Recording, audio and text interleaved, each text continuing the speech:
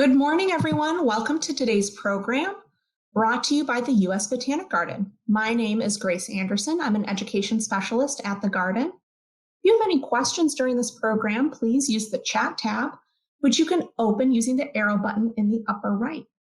I'll be fielding your questions during this program, and we'll try to answer as many as possible. As a reminder, this program is being recorded and will eventually be posted on the USBG website for future viewing. Please note that the U.S. Botanic Garden is dedicated to providing a respectful, harassment-free experience. We seek to provide an environment in which a diversity of people learn from and enjoy our programs in a safe and welcoming environment. The Garden does not tolerate harassment in any form. Discriminatory or disruptive behavior is not appropriate, and by joining this program, you agree to abide by these principles.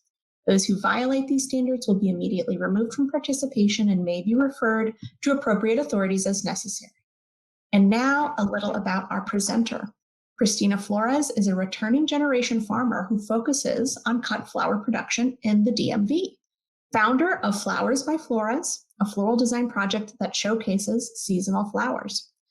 In 2020, she launched a flower subscription program using the CSA model.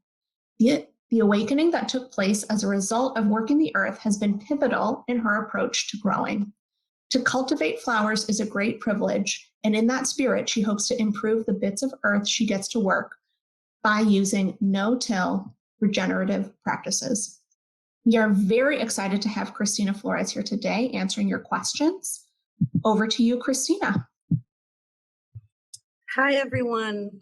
I want to first take a moment to gratefully acknowledge the Native peoples on whose ancestral homelands we gather today, as well as the diverse and vibrant Native communities who still call this place home. It is with deep reverence and gratitude that I have the opportunity to steward land on original Nacotchtank and Piscataway lands. Thank you for joining me today. Like Grace said, my name is Cristina Flores, and I come to you as a houseplant keeper turned urban farmer who's constantly humbled by the lessons that the earth has to teach.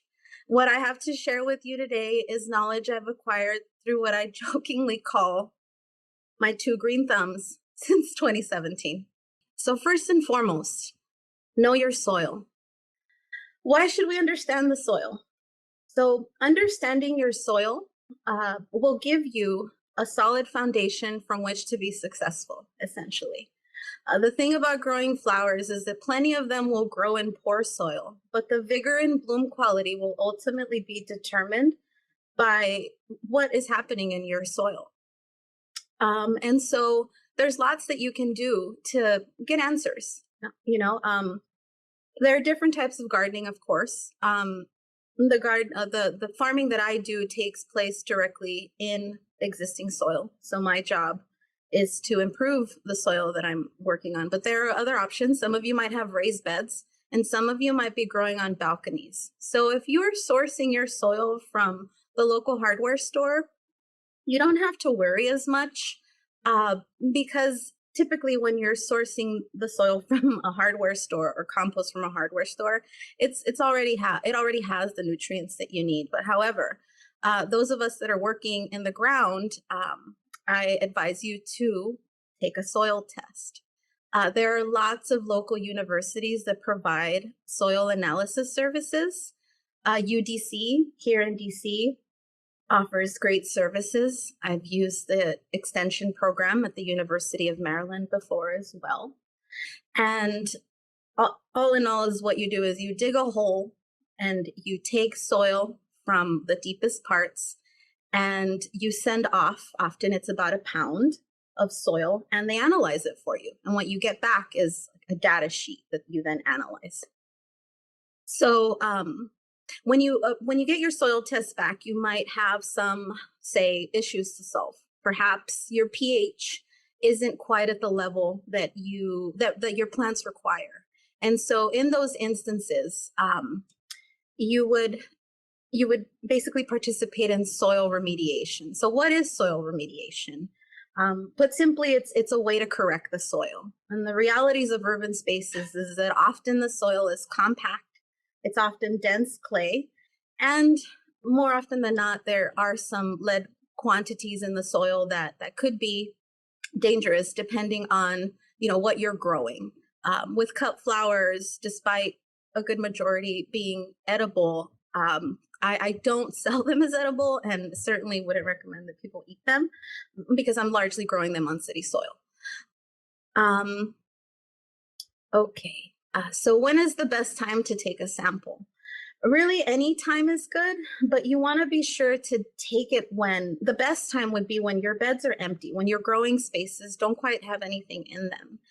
And that is typically either, in the fall when you're transitioning, your growing spaces, or in the early spring before you even get started. I personally love to take my soil test in the spring because then it kind of sets the stage, so to speak, for the kind of season that I'm going to have, or the kind of season that I hope to have, because the weather is always a factor. You want to make sure to dig deep, and you want to make sure at least 6 inches, and you want to make sure that you take about 1 inch of soil from the deepest part of the hole that you're digging, because otherwise you run the risk of an inaccurate soil analysis because of how the root systems grow in that top layer.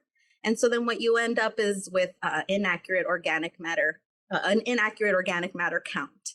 And that matters because ultimately, in order to improve upon every year, you want to make sure that you're getting a correct analysis. And you also want to take it. This is a universal rule for all soil tests that I've ever taken. Not only do you want to go deep, but you want to take a comprehensive sample. So you're not solely digging from one hole. You're sort of assessing different spots in your garden, and you want to take samples from at least 6 different spots. That's my go-to number, 6 different holes from the very bottom of the hole, because that's where the soil secrets are. Knowing your garden, really, folks, is a key to knowing yourself. I always advise people to not take a bite bigger than they can chew. If it's your first year gardening, start small. Ultimately, you want to set yourself up for success, because then that'll encourage you to come back next year and, try it again. Next slide, please. Okay. So as I've said before, good soil is the key to success in your cut flower garden. My own path has evolved over time due to influences, and as well as what I continue to learn. I'm constantly humbled by the soil. Every little patch has something new to teach. And I really just invite you to view the soil below your feet as an extension of yourself. It's a living organism. And so there are lots going on. There's lots going on, underneath your feet that you can understand if you give yourself the time and the patience to do so. So the image here that you see is of an uprooted Austrian winter pea that was planted in the fall and then sat in those beds and grew over winter. Now, if you look closely, you can see these little nodes on the roots. And what you're looking at is something called rhizoba, which basically allows for the relationship between the soil and the atmosphere above. So the nodes feed off the sugars in the roots and the plant and absorb atmospheric nitrogen by then converting it into ammonia that the plant converts to nutrients. And this whole process is called nitrogen fixation. I just threw a lot at you. And so essentially, put simply, it's this little plant taking atmospheric nitrogen and storing it in the roots so that when it comes time to cut down that cover crop, Austrian winter pea is a cover crop, you have taken all of this nitrogen from the air in this little plant, or the plant has, you planted it, but the plant is doing all the work. And you chop it down like you would grass, and then you work it into the soil, and you're adding nitrogen into your soil by doing so.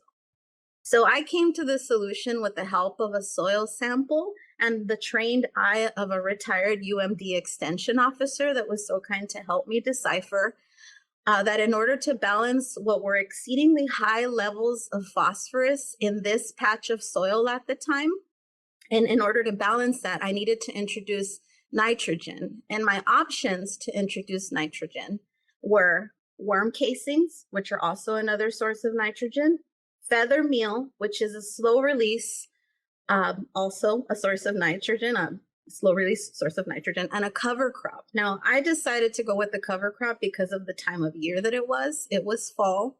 I was getting ready to put beds to sleep, and it made sense to me for them to, the earth wants to naturally cover itself. And so it just made sense to me that over the course of the winter, a cover crop be put into these beds to keep weeds from growing and to sort of help get that soil to where I wanted it to be. Next slide, please. Oh, I'm sorry. I didn't, if we can go back, I didn't read that quote, and I find it to be so important. To forget how to dig the earth and to tend the soil is to forget ourselves. So I want that there. It's, some wise words by Mahatma Gandhi. Just put it in your pocket and hold it. I think there's a lot of wisdom there. Next slide. So here, these are not brownies. This is mycorrhiza. So this is an image or two separate images of a sunflower bed in transition. And so if you look closely, you can see these small little white filaments in the soil, and that's the mycorrhiza. So essentially it's a fungus network that helps plants communicate with the nutrients in the soil, allowing them to absorb those nutrients. Okay, so again, I'll repeat this maybe a couple more times. Soil is a living organism, and if we treat it as such, we stand to not only improve its capacity, but also its resiliency. And resiliency in our soils is key. And in urban soils, they're depleted, so they can serve to be improved. Next slide, please. Okay, so I grow using regenerative practices. And essentially that's just making choices that will keep from negatively impacting the ecosystem. The best action is preventative action. Natural pest control is an option. There are options out there. And healthy plants are more likely to bloom without disease. So if you provide plants what they need throughout their entire life, I'll start by saying that seeds, as organisms, have everything that they need within them. However, once they germinate and they start to put on those true leaves, they could use a hand. And what that looks like for me in my practice is feeding them a little bit of nitrogen every week or so. And this is just to help the plant put on healthy vegetative growth. Remember to be kind. One of my favorite things about being out in the garden is observing the ecosystem, the little critters and creatures that decide to make their home in my beds. I always just feel like I'm doing something right if they're there, and I encourage you guys to seek this joy too, because they are a wonder. They're a wonder, and they're great to have in your garden. Next slide, please. So natural fertilizers, what does that even look like, right? So I use a combination of things. One of my, and I learned about this last year, and I'm going to show it to you guys here today because I swear by it. It is something called BioRepel. Now, excuse the look of this bottle. It's been living outside for some time, but essentially it's a garlic mixture that serves as a natural insect repellent. I spray that. You have to dilute it in water, but I spray that once a week, and it smells as though you might be cooking dinner, but the beneficial insects aren't deterred by it, and it keeps away the pests. It's really great. Another natural pest control, this is specifically for slugs, is they are drawn to the yeast in beer. So at the high, if you're getting heavy rains or your spaces are really wet and you have a slug problem, you want to go ahead and try. I would encourage you to try putting out small dishes of beer, and they are attracted again to that yeasty smell, and they'll go right in and take their drink, and you will find them all there in the morning. It's a great a great tool to have, particularly if you already have them in your fridge. And they're not picky about brand either, so you can just buy the cheapest stuff. Cinnamon is something that I learned of this year. Cinnamon is, I mean, I consume it, as a beneficial herb, but it has a lot of antifungal properties that I just wasn't aware of until this season, until I started growing seedlings inside my home.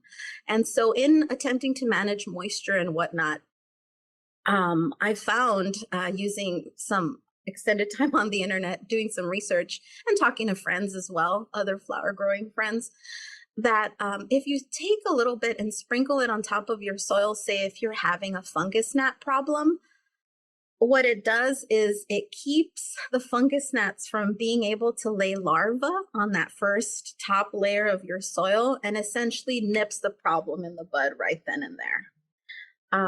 It's a wonderful tool, and I invite you to really look at alternative ways of solving the issues that might come up in your garden.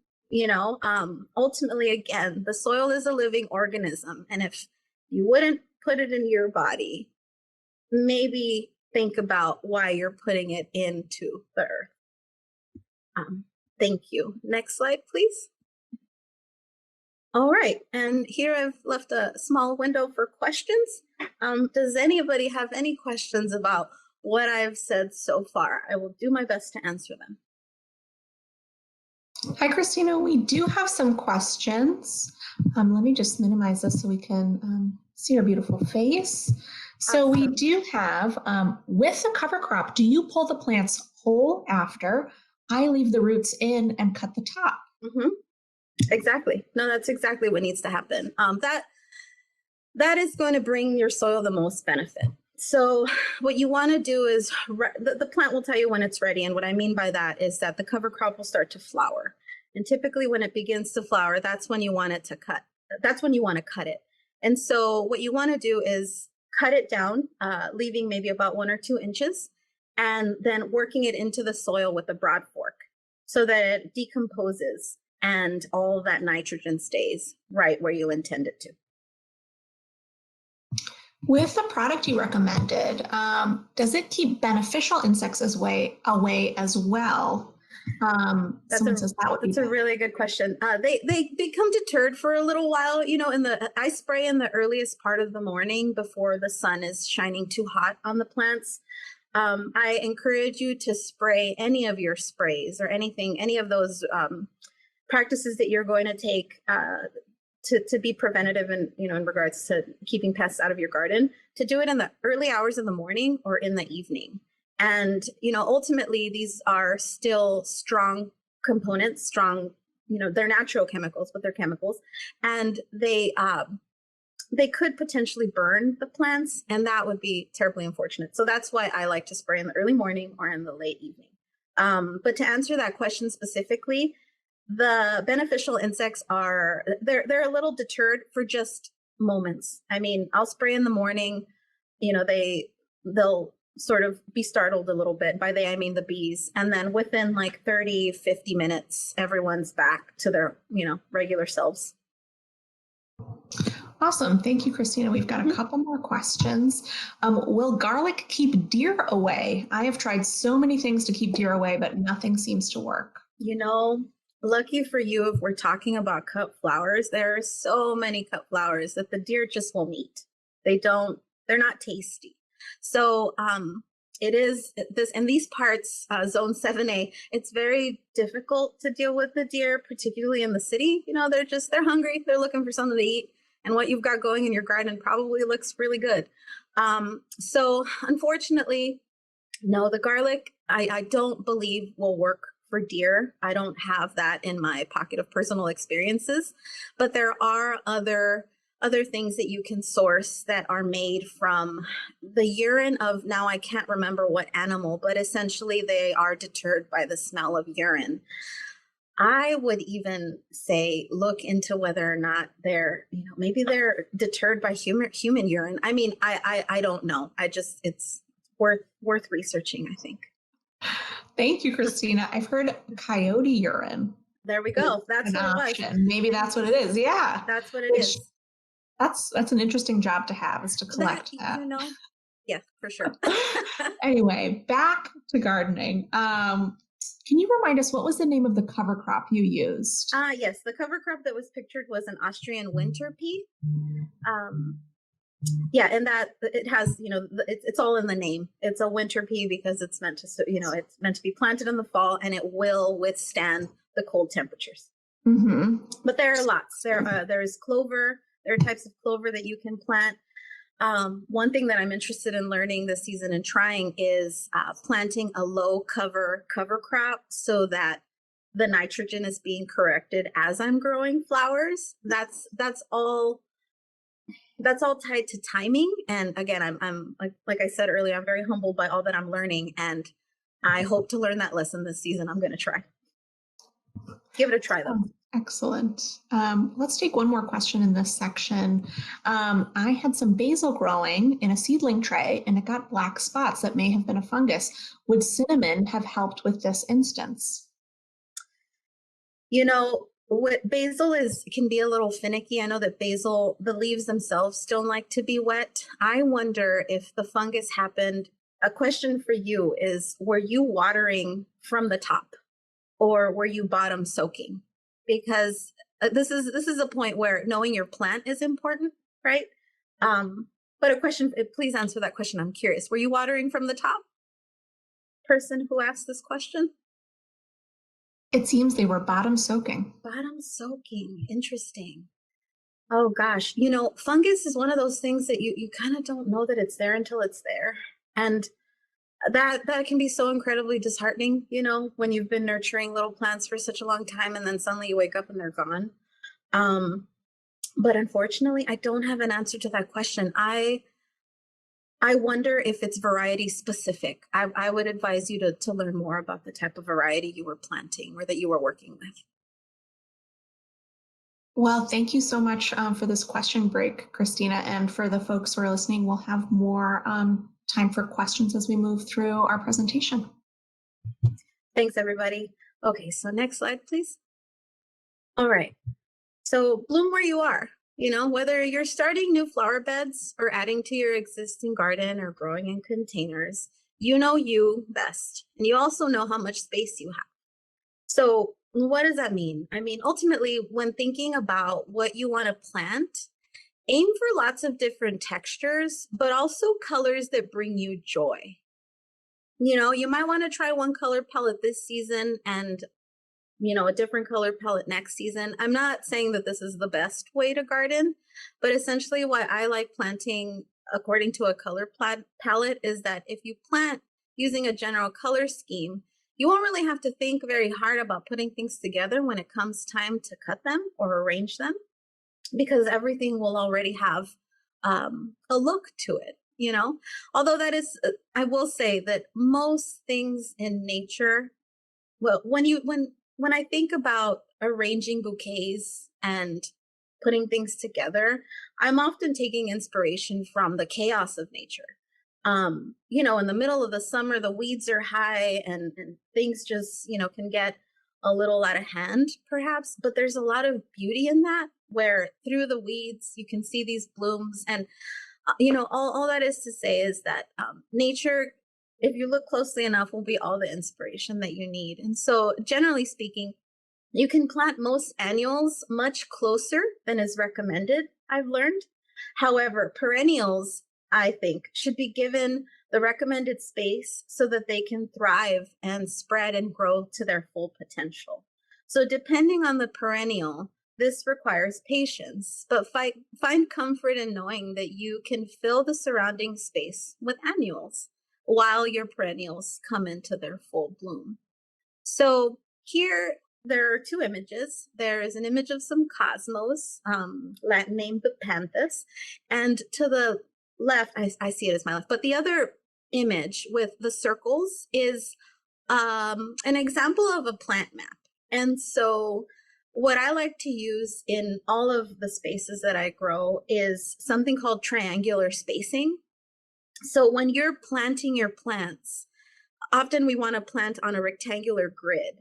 And I encourage you to plant using this method because essentially just a few more plants in any given space will fill that space to just one, to shade out weeds, right? So you won't be dealing with so many weeds is the hope. But also gives your garden beds this really beautiful full look so that when you go through and start cutting things that are ready, it virtually looks unaffected, like you took nothing because of how densely planted all those things are. So if you're growing for home and you also want to enjoy your beautiful garden, I highly recommend planting using the triangular method. There will be a resource sheet at the end of the presentation where I include a plant calculator where you can, type in the amount of square footage that you're dealing with, and it'll suggest how many plants you will need for that specific space so that you can start to think about how many seeds you need to start or how many plants you'll need to source from the local garden center. So remember that you're planting living things into a living thing. So the soil is a living organism, and the relationship between the soil and the plants will reveal what is working and what isn't to a watchful eye.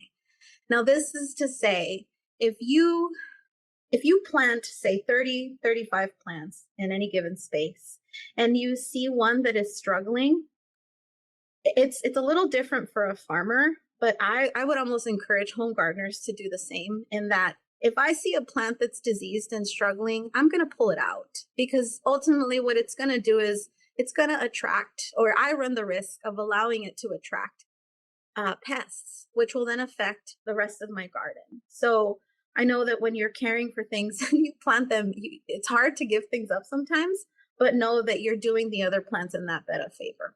Okay. Next slide, please. All right, so starting from seed, we're gonna get into the juicy stuff. This is my favorite. I love starting seeds. Every time I start seeds, it's a surprise. It's like I know what's gonna happen, but I'm still so excited. And ultimately, you hope for the best too. So the benefits of starting from seed is that you can get a jump start on your season. If you have a cozy, sunny spot in your house, you can start weeks before the winter, weeks before you can actually work the earth outside. And it's a good balm for the soul, I think, to start seeds inside. Whether or not those seeds will see your garden, it's good practice, I think, to set your intentions in place. And so I encourage everybody to try starting seeds on their own, especially if they haven't. It's nature's magic is what I like to call it. So things to keep in mind. You want to keep the days to maturity in mind. So each flower has a lifespan, and this is often described by days to maturity. Well, but every plant has a lifespan, but the point from where you plant the seed to where it blooms, that period of time is called so that's the days to maturity time. And so when you're planning your garden, say you want flowers for your wedding, say you're growing flowers for your wedding, and you want to supplement what you're going to get from the local florist with your own stuff. Count backwards. I know it sounds incredibly simple, but count backwards, giving yourself a cushion of about 1 to 2 weeks before the day that you want the flowers for, and start your seeds then. I hope that makes sense, and there will be room for questions. So on the ground, what does that look like? Sunflowers, for example, have 85 or so days to maturity. That is their time. And hyacinth beans have 100 or are 120 days until maturity. 120 days until the day that they mature. Now, the growing season in zone 7, which is 7A, which is where I am, for example, is about 200 days, a little over 200 days. So if I start knowing that my growing season is about 200 days, and knowing that a hyacinth bean, which is the seed over on the left, the little black and white cowpea, knowing that that's going to take 120 days to come into maturity, I could safely say I could start that seed now, and I will, see that plant this season. Whereas if I was planting, bee balm, right? Some bee balms need 365 days to mature. the whole year. I wouldn't start that now. I would wait to start it in late summer to plant in the fall because it will perennialize and you'll have blooms next season. And I know that's a lot of information. There will be time for questions very soon. So hold tight. Soil blocking is the method that I love using for starting seeds. I love starting with soil blocks versus seed trays. One, because it uses less plastic. I try to not use as many single-use plastics as much as possible and to recycle whenever possible. And so soil blocks, essentially, you have everything you need in that little bit of soil. And I have an example here that I'm gonna show you. You can see them on the screen in the picture on the far right. But another benefit to soil blocking, let me put it right down to the up to the camera, is that you can see that the roots here have self-pruned. So this is also going to reduce transplant shock. And additionally, it's less likely to ever become root bound. And root bound is when I'm sure you've all seen it when you've bought a plant at the hardware store or something. You buy a plant, you turn the pot over, and within that pot, the roots are densely, almost too tight in that sleeve. This sort of keeps that from happening a little bit because they self-prune. And yeah, it's much easier to say, okay, well, yeah, this one's ready to go in the ground. It's so ready to go in the ground. And I feel like it's a little easier to eyeball that when that step is supposed to take place. Next slide, please. So here are some examples of some young plants. Just have heart, guys. Not everything will be a success, but it'll all be a lesson. So remember that the plants have lessons to teach to those of us who are willing to listen and observe with patience. And I hope that you all learn so many lessons by trying things this season. Here, I wanted to share a short story about cotton in the center. That is a cotton seed that I germinated, goodness, it must have been last year. Anywho, you'll notice that the stem below, that little red stick is the stem. It's what I call, or what we call in the horticultural world, I guess, leggy, meaning that this here, I put this image in the slideshow because I wanted you to see that even I've struggled. This is happening because ultimately I didn't provide this plant with the necessary temperatures to be able to form a healthy, stout plant. Now, it was my first year growing it, and I went ahead and transplanted what I was able to germinate anyway. And my yield was not like that of my contemporaries. And I know now, looking back, that it is because that plant struggled essentially its whole life. And so keep that in mind too. Okay, next slide.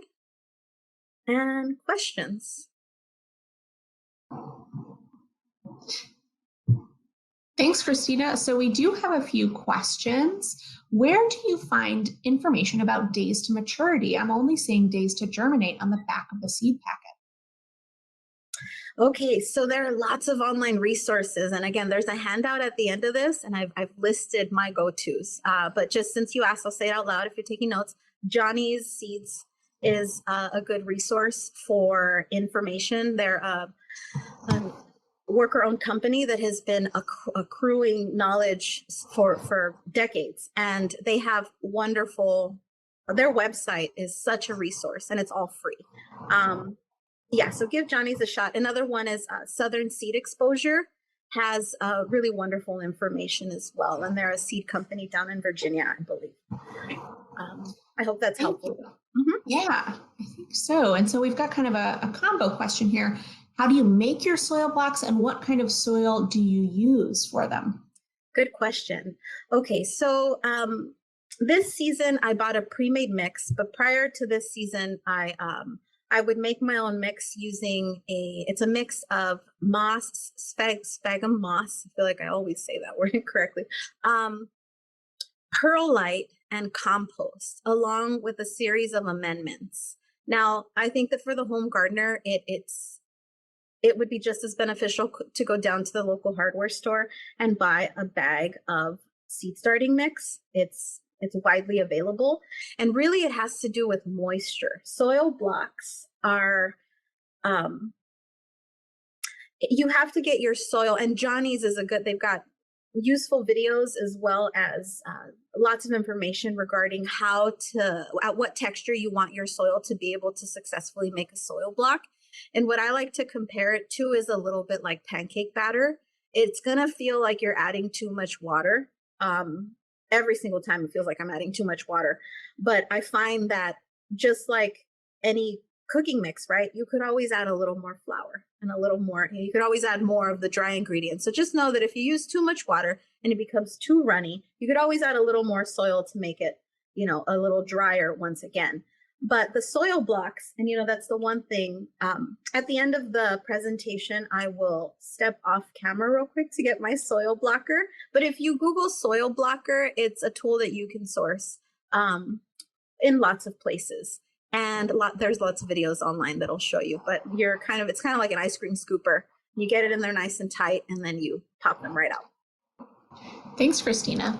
Mm-hmm. And how do you avoid growing a leggy plant? How do you avoid growing a leggy plant? So I've resolved this season to do two things, and it's been working pretty well so far, is to pay very close attention to germination temperatures, right? So germination temperatures along with germination days to germinate, or the amount of time that it takes that little seed to pop, are very important. So you want to make sure that you're maintaining proper temperatures according to what that specific plant needs for the length of time that it's going to take them to germinate. And honestly, on whatever that window is, sometimes it's, seeds will germinate between 5 to 7 days. By that 5th day, if you're providing the seed what it needs, you will start to see movement at the top of the soil on the shorter end of that window that any seed packet will give you. Thanks, Cristina. Let's take a couple more questions here. Are there any issues using soil blocks to be aware of, or challenges that you've encountered? That's a really good question. There is a learning curve there with actually making the soil block, but once you get that, you're golden. The issue that has come up for me is moisture, particularly when growing indoors. So indoors, you want to make sure that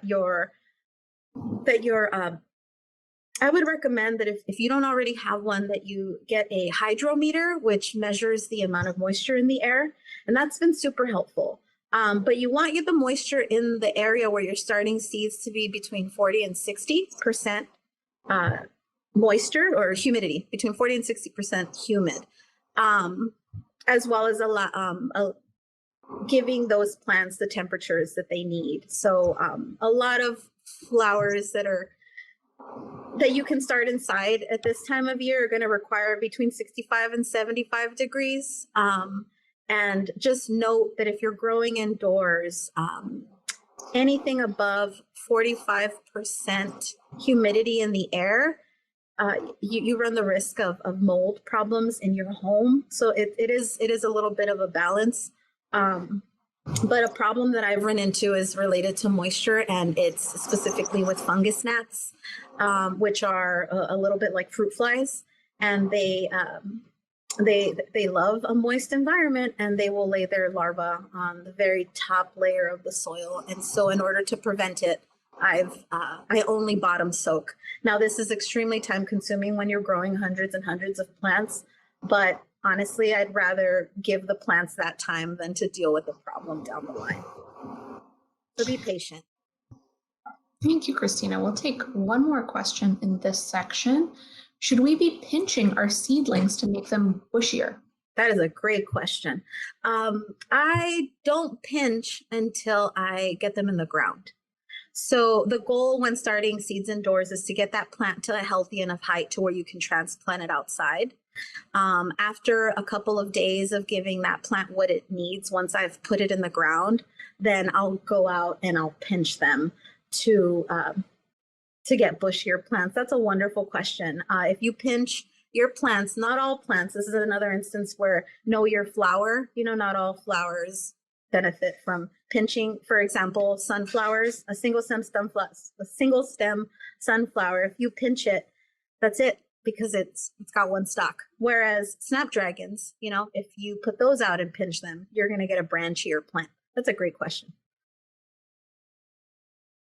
Thanks, Christina. We'll head back to our presentation and we'll have a little bit more time for questions at the end, folks. So thank you. Keep those questions coming. Thank you. Okay, so next slide, please.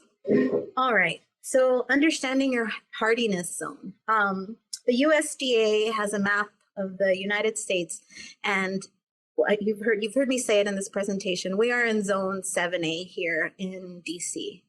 And so you want to know what zone you're in, and that will help you determine, it basically helps you better understand the temperatures that you're the conditions that you'll be growing under. And so then if we're in zone 7A, and the weather is about to start to warm up, aside from taking into account days to maturity, you want to kind of keep in mind that certain plants have their own needs. So for example, with annuals, the annuals listed on this slide, if I was to start them indoors, I would start them now. But if I was waiting to direct seed them, meaning going out into the garden and sprinkling seeds into little furrows and giving them what they need out there, I would wait until the beginning of May, because in this zone, the temperatures don't quite allow for the proper environment for them to thrive. And certain flowers don't like root disturbance, and so all of the seeds listed here can be direct seeded or seeded indoors. So you have some time. Those of you that don't have seeds and didn't think you would start a cutting garden but really want to, you do have a little time. But yeah, essentially those are your two options. You want there's a lot to take into account, and it could seem a little overwhelming, but again, I'm going to invite you back to coming back to that point of every season is a lesson. Okay. So this list here of annuals is also included in the resources page. So for those of you who are frantically writing, it's cool. You can ease up, and there's a list for you at the end. Next slide, please. All right, so cool weather flowers. The slide before was showing you stuff that you can start now, and these flowers here can be planted late winter, very early spring indoors if you're going to start them indoors, or they can be started late in the summer with a 6 to 8 week lead time from the first frost date.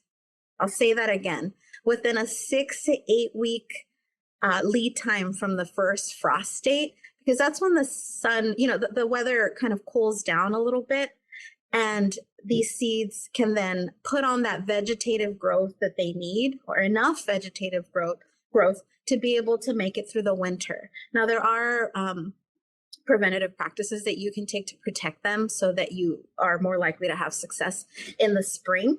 But ultimately, the seeds here are called cool weather flowers because that's exactly what they are. They thrive in cool weather.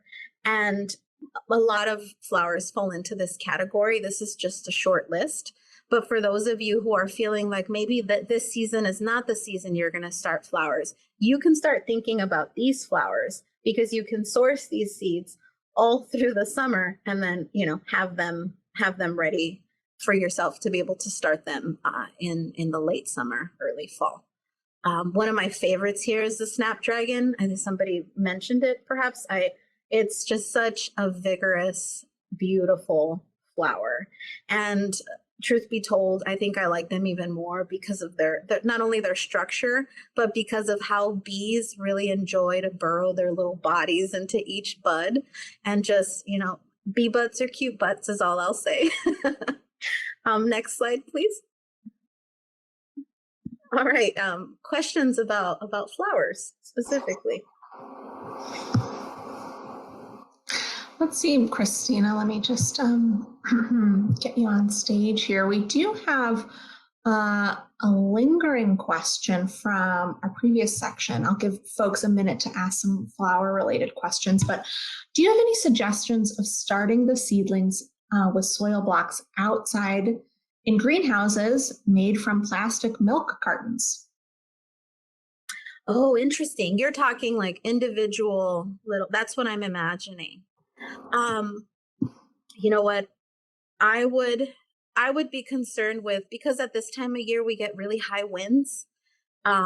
Just make sure that you're securing. I think it's a brilliant idea to use recycled materials to start seeds. Yes, yes, definitely. But you want to make sure that you're anchoring them down because of the wind. You know, any introduction to air, cold air is gonna stunt or shock your young seedlings. So you want to avoid that. But I don't see why it's not worth a shot, you know? Awesome. Thank you, Christina. What flowers work best for pots generally? Snapdragons are a good one. Stock is another one that will work great in a pot because of how closely you can plant them. So you can have anywhere between, well, that would depend on the size of the pot, but they get planted about 4 inches to 6 inches apart. And you can actually probably get them in a little tighter and they will still bloom. Just know that the tighter your plant spacing, the likelier you are to have longer stems, because everyone in that bed is competing for the sun, so to speak, or reaching for the sun at the same rate. So they're all like, they reach a little higher, so to speak. But let's see, stock is another one. I think that dianthus is another one. Carnations. There are lots of ornamental carnations that can grow in pots. I've grown dahlias in 10-gallon pots before I had access to any space, any earth space. Those are just some to name a few. I think that the plants that you can pinch and that become bushier are going to look much better in a small pot. So you can take that into consideration. Thank you, Christina. And then, do you start cool season flowers directly in the ground for winter sowing or transplant them after being started indoors? You can do one of both things, but I would say it depends on the soil.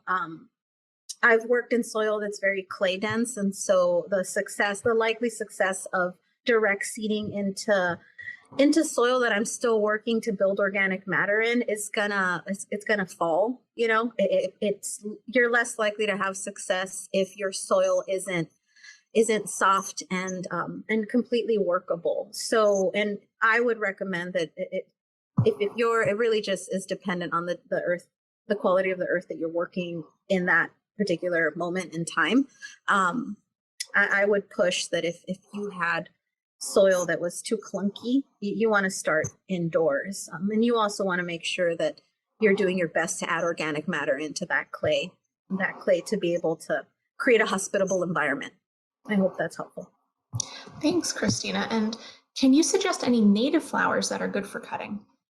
Oh, native flowers that are good for cutting. I don't really grow native flowers because of the amount of space that I have access to, but I do forage. And this takes place on the sides of roads, from places that are where it's legal to take from. This area has so many roadsides that are just full of wild cut flowers. Or wildflowers that could work as cut flowers. Queen Anne's lace is one. I hesitate to recommend for you to plant something like Queen Anne's lace because it can be an aggressive grower. But yarrow, is another one. Yarrow is native to these parts, and you can plant it, and it's a beneficial, and it smells great, and it's an evergreen, which means that it'll be green all year long. So even when it's not blooming, it's nice to have things that are green in your garden. Thank you, Christina. And then we've got another question. How do you control weeds in your cutting garden other than planting the flowers close together? Unfortunately, the only answer to this is, that's not fair. There are two answers to this. One is mulch.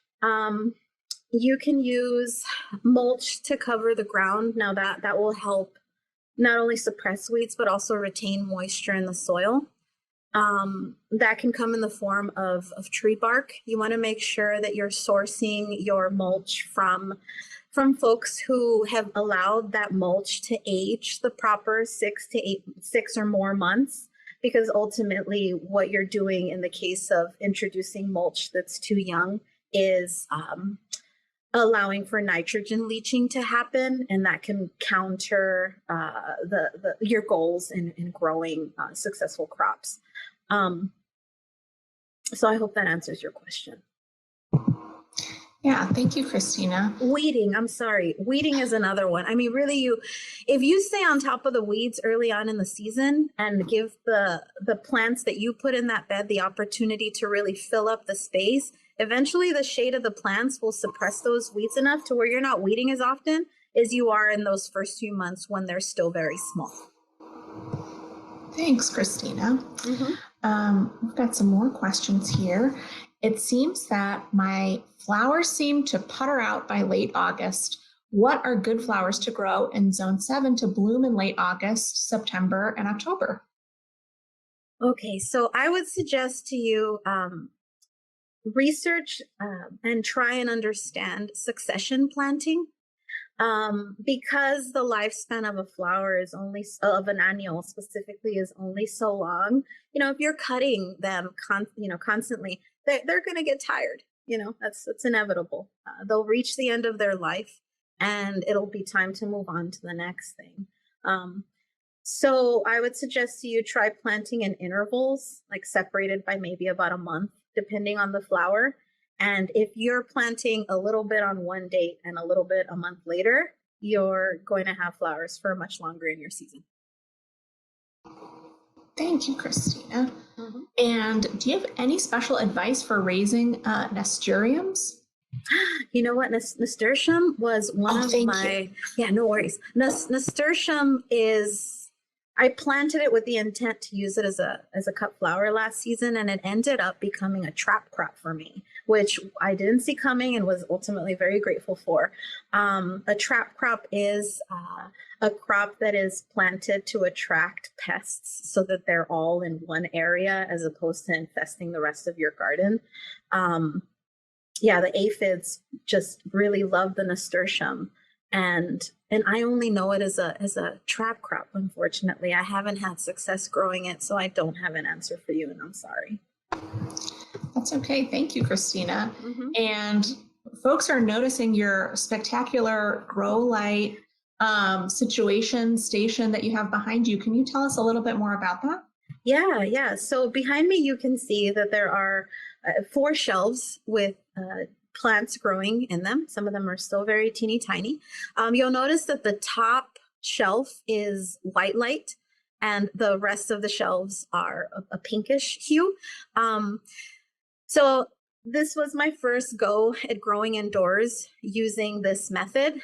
Prior to this year, I had access to a greenhouse and was using a greenhouse. And so this has all been a lesson in real time, and I'm glad that you asked about it. So the pink hue lights are full spectrum LED lights that measure 4 feet. And you can source those at big box stores, but I would recommend that you maybe seek some online sources. There are plenty of gardening websites that sell what you need in this regard. And just to speak a little more on the white lights up top, I thought that I would try both. I ran out.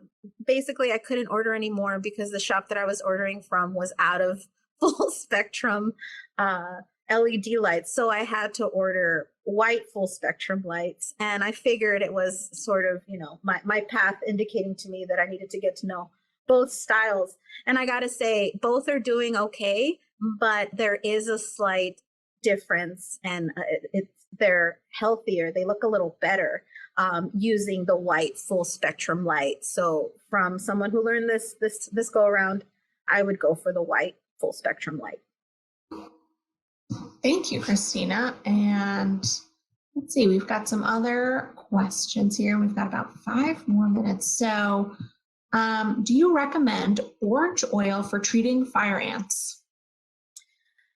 Oh, wow. With fire ants, have you tried that before? I wonder. I've never my the way I deal with fire ants is I stay away from them. I've had some experiences where while weeding they crawl into my pants and have had I've had like calf inflammation as a result of them attacking me. So I just kind of just stay away from them.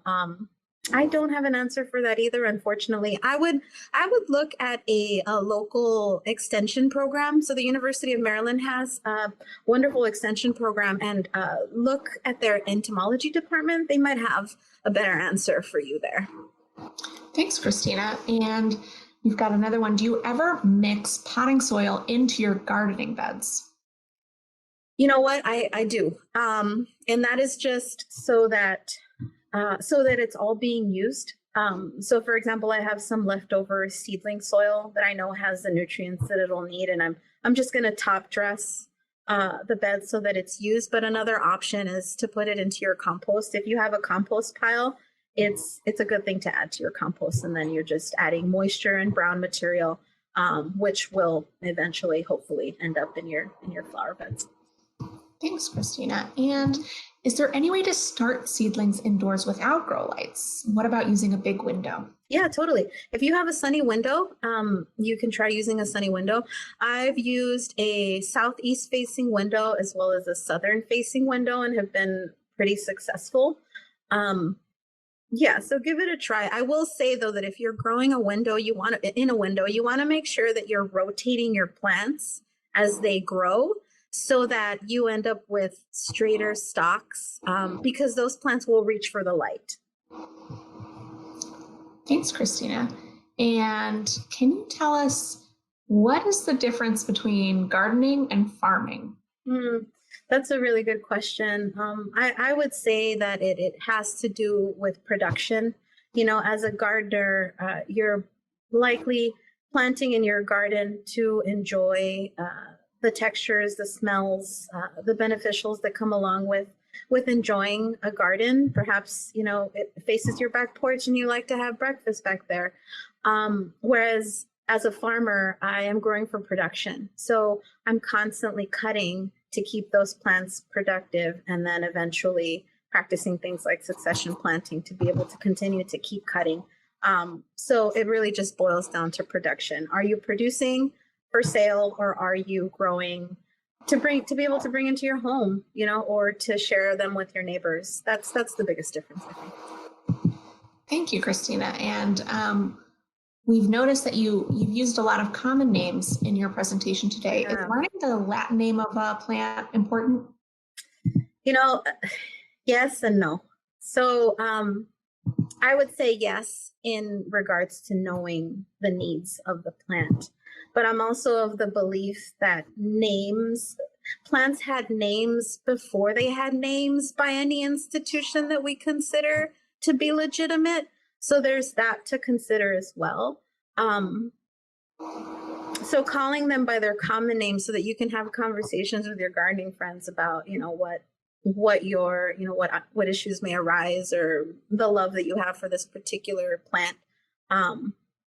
It really just depends on the person. But if you're wanting to learn more and more about a particular genus, I would say yes, definitely learn the Latin names, because not all dahlias are as tall as other dahlias. And I'll use the dahlia as an example, because there are dahlias that grow short for container gardens, right? That are more, they're just a little more stout. And there are the taller varieties that are better for cutting. Well, thank you so much, Christina. We're getting lots of thanks in the chat. Folks are very grateful for your expertise. Thanks for taking the time to share your amazing experience today. Thank you. Now, if I could just advance to the following slide. Absolutely, yes. I do want to leave folks with this here. And so I'm going to go ahead and allow you a moment to read that quote for yourself.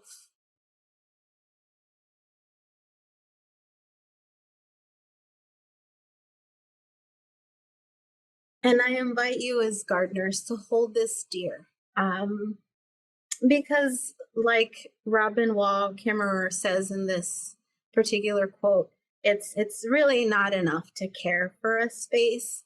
We've got to think about ways to potentially improve it, and that happens in conversation with the earth that you're working. So allow it to let you know what it needs, and do your research, inform yourself, and you all will build a very fruitful relationship, I'm sure. Well, thank you to everyone who came today and participated and asked wonderful questions. And thank you, Cristina. And we hope you join us for more programs. You can find them at usvg.gov/programs. And we hope you all have a wonderful spring and a wonderful weekend. Thanks for joining us, guys. It was a pleasure. Thank you. Bye.